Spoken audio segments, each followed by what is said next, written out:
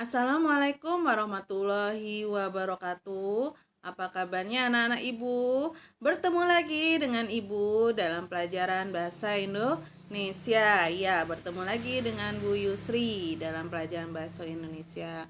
Semoga kalian yang di rumah dalam keadaan sehat walafiat ya. Tetap semangat belajar di rumah. Nah, sebelum kita belajar, alangkah baiknya yuk kita baca doa terlebih dahulu. Baca doa dimulai. Selesai? Sudah siap alat tulis kalian? Pulpen, pensil, dan buku catatan serta LKS kalian ya. LKS kalian karena kalian sudah memiliki semuanya LKS-nya. Jadi dipegang LKS-nya, dicatat materi dari ibu hari ini di buku catatan.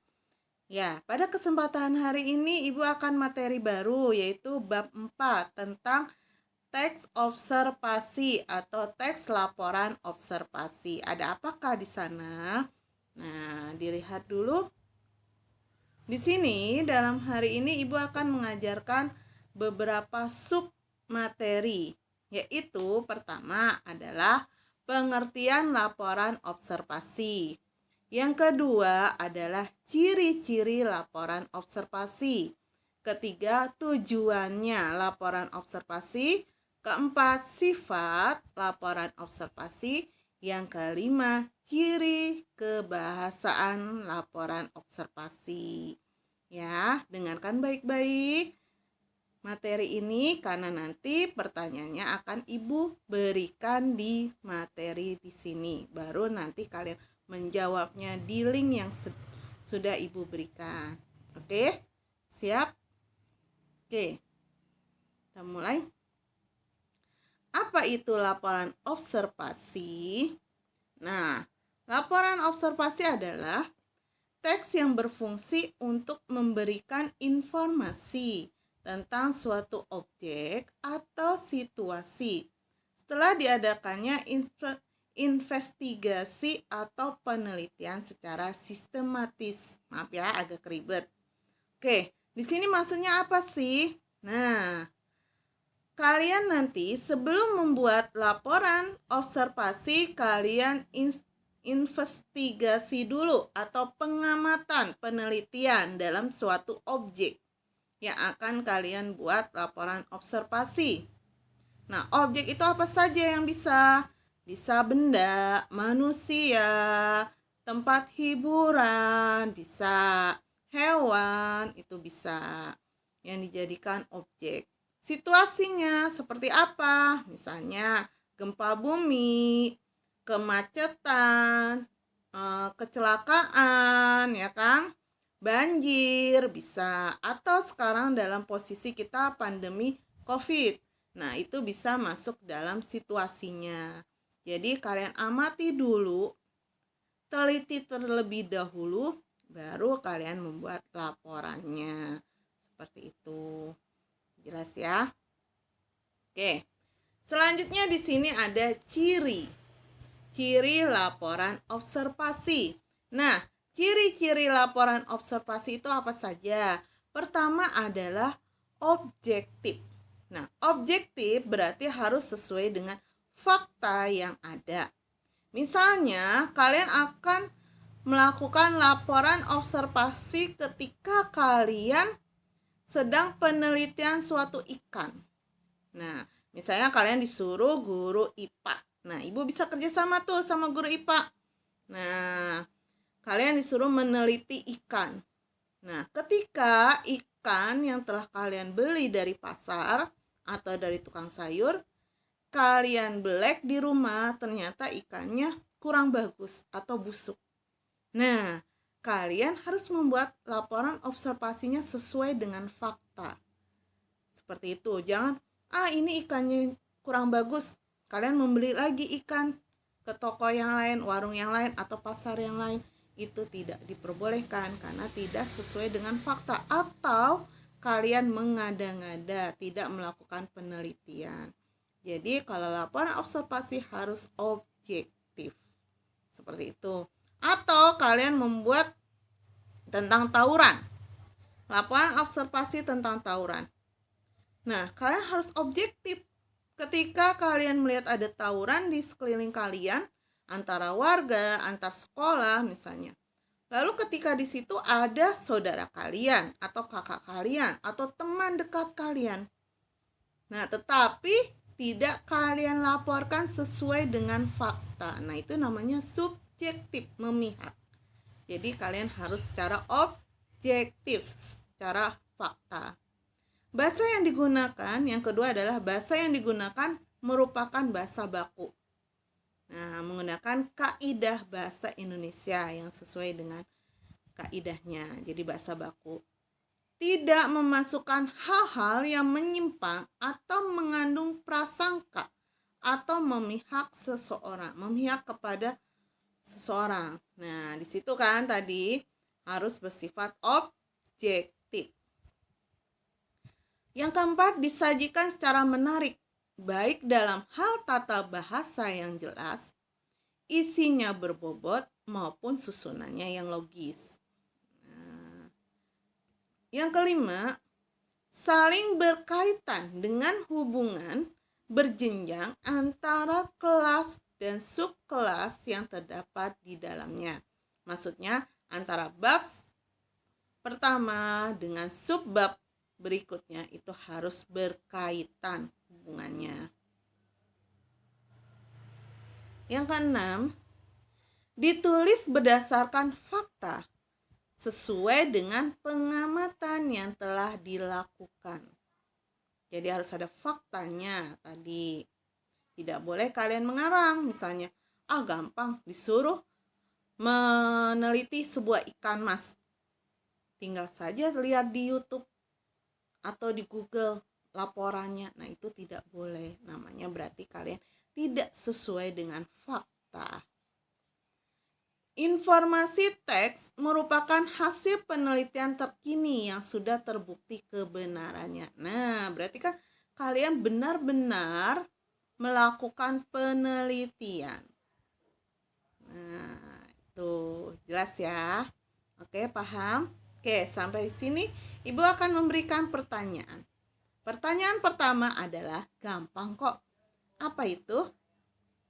Sebutkan materi yang akan Ibu bahas hari ini. Sebutkan materi atau submateri yang akan Ibu bahas hari ini. Tadi ada 5 poin, kalian sebutkan 5-5-nya apa saja. Oke, jelas? Paham? Oke, kita lanjut ke materi berikutnya. Tujuan laporan observasi. Apa sih itu tujuannya?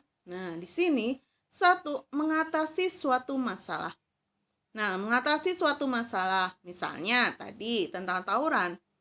Berarti tujuan kalian membuat laporan, kalian harus ada kalimat atau isinya mengatasi suatu masalah. Bagaimana? Ya, kita sebagai manusia harus saling legowo, harus sabar, jangan emosi. Ya kan? Jangan emosi, baru kesenggol dikit langsung marah. Baru ada perkataan sedikit langsung marah. Nah, itu. Jadi dalam mengatasi suatu masalah kita harus sabar. Nah, mengambil suatu keputusan yang lebih efektif. Nah, mengambil keputusan apa? Nah, misalnya kalian orang yang mudah tersinggung, bila ada orang yang selalu menyinggung perasaan kalian, bagaimana mengatasinya? Tadi 1, suruh sabar. Yang kedua, lebih baik menghindar, ya. Jangan sering tawuran. Yang ketiga, mengetahui kemajuan dan perkembangan suatu masalah. Nah, masalahnya apa tadi? Tuh. Keempat, mengadakan pengawasan dan perbaikan. Nah, tadi pengawasan dan perbaikan. Perbaikannya adalah anak-anak jangan sering kumpul di suatu tempat, jangan sering nongkrong, ya kan? Kalau pulang sekolah langsung pulang ke rumah. Seperti itu. Yang kelima, menentukan teknik-teknik baru. Nah, bagaimana? Ya berarti kita harus setiap pulang sekolah harus pulang ke rumah. buatlah happy di rumah, ya kan? Senang di rumah daripada kita nongkrong yang tidak baik. Kalau ingin nongkrong ya buatlah kreativitas, ya kan? Jangan hanya nongkrong membuat keributan, tapi buat apa? Kegiatan. Misalnya kegiatan di masyarakat, ya kan? Kegiatan di organisasi rohani, misalnya di masjid, ya kan? Kalian mengadakan pengajian dan sebagainya. Itu. Ya, jelas ya? Oke? Oke. Pertanyaan yang kedua. Tadi sudah satu pertanyaan, sekarang pertanyaan kedua. Apa itu pertanyaan kedua? Apa yang dimaksud dengan laporan observasi? Apa yang dimaksud dengan laporan observasi? Jelas ya? Sudah 2 pertanyaan yang Ibu keluarkan. Oke? Oke, lanjut. Nah, di sini ada sifat teks laporan hasil observasi. Nah, sifat teks laporan hasil observasi apa itu? Nah, bersifat informatif. Nah, bersifat informatif maksudnya adalah memberikan informasi yang berguna mengenai objek yang diamati kepada pembaca. Bersifat informatif maksudnya memberikan informasi yang berguna mengenai objek yang diamati kepada pembaca. Yang ketiga, bersifat komunikatif. Komunikatif apa? Nah, teks tersebut menggunakan bahasa yang seolah-olah membuat kita sedang berkomunikasi. Tujuannya adalah agar isi laporan dalam teks lebih mudah dimengerti. Tuh. Yang ketiga, bersifat objektif. Apa maksudnya bersifat objektif? Teks laporan tersebut harus sesuai dengan fakta dan berpatok pada informasi yang sah tentang apa yang benar-benar terjadi. Nah, jadi sifat teks laporan observasi ada 3, yaitu informatif, komunikatif, dan bersifat objektif. Oke, jelas ya? Sudah dicatat ya? Oke, tadi sudah 2 pertanyaan. Sekarang pertanyaan ketiga. Apa? Ayo. Nah, pertanyaan ketiga adalah sebutkan tujuan dari teks laporan hasil observasi. Oke, pertanyaan ketiga adalah sebutkan laporan hasil observasi. Sudah ada 3 ya nak ya. Oke, paham? Kita lanjut.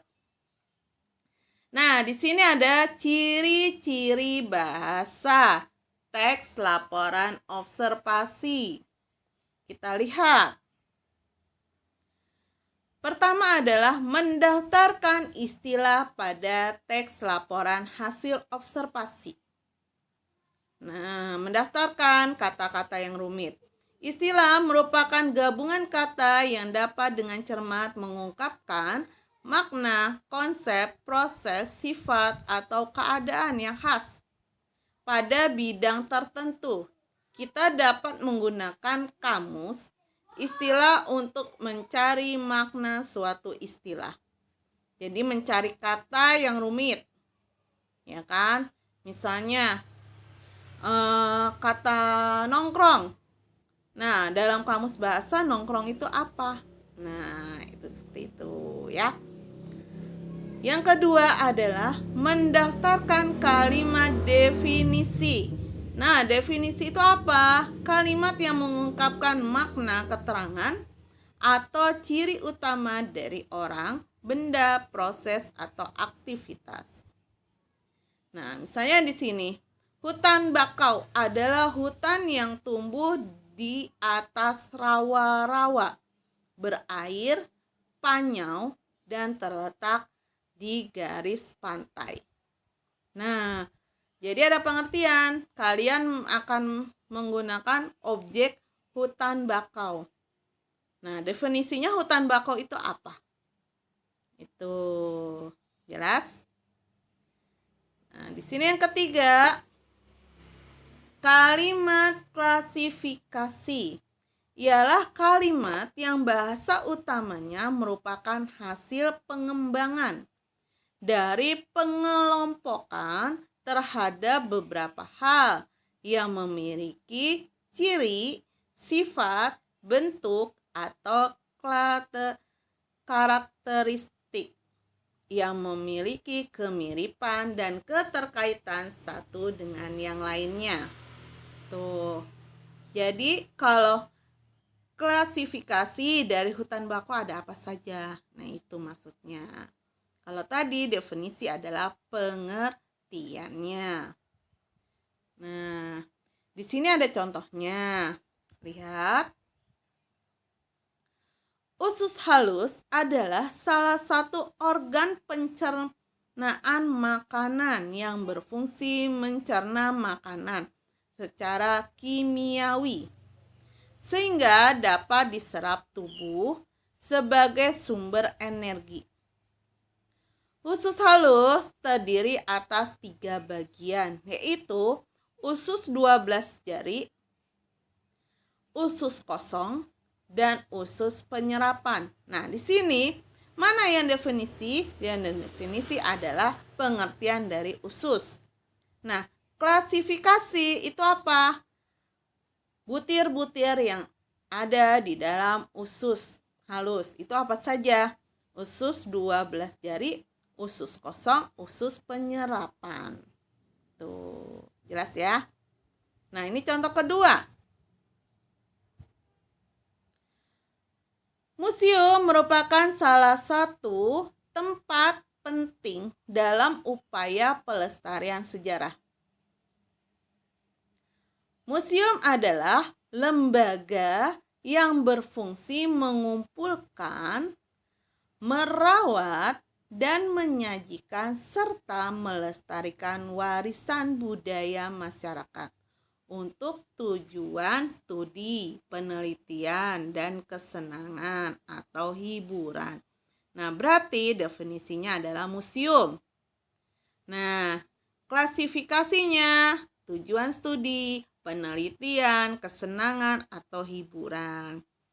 Nah, kalau misalnya mencari arti, nah tinggal kalian lihat, adakah kata-kata yang rumit di sini? Misalnya, kalian cari di dalam Kamus Bahasa Indonesia. Misalnya tadi usus halus. Apa sih usus kosong? Nah, apa pengertian dari usus kosong? Kalian cari di dalam Kamus Bahasa Indonesia.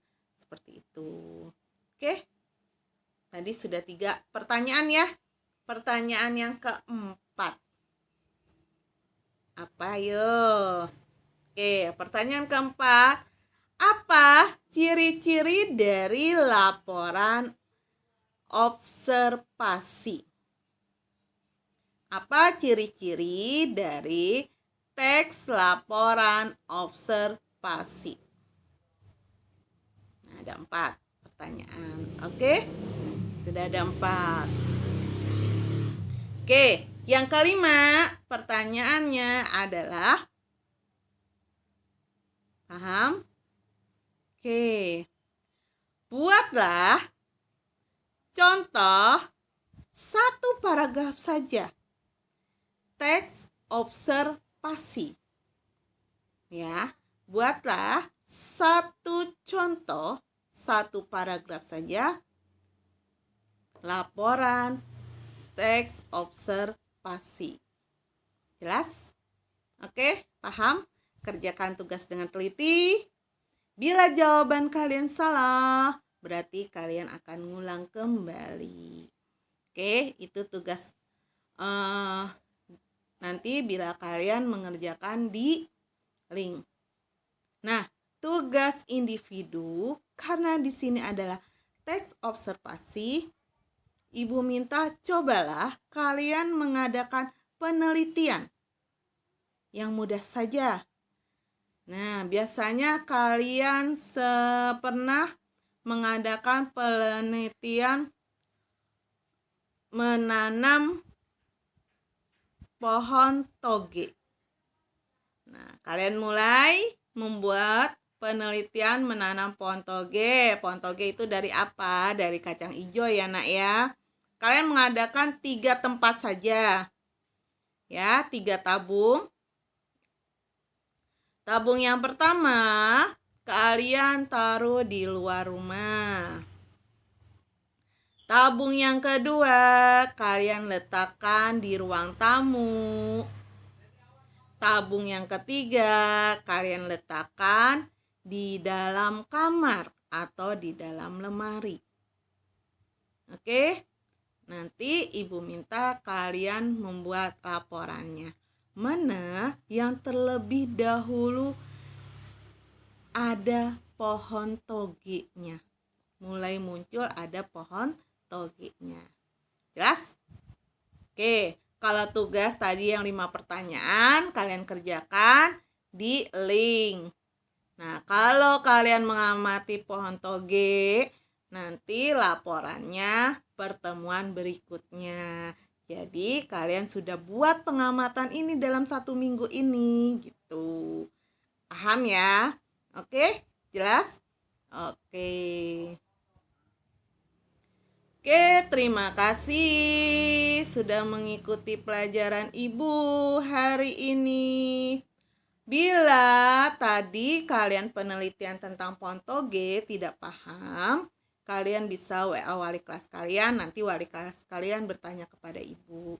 Tapi kalau soal, kalian dengarkan materi Ibu dari awal sampai akhir. Karena di situ Ibu sudah memberikan 5 soalnya. Oke, terima kasih. Sampai bertemu minggu depan. Wassalamualaikum warahmatullahi wabarakatuh. Sampai bertemu anak-anak. Dadah.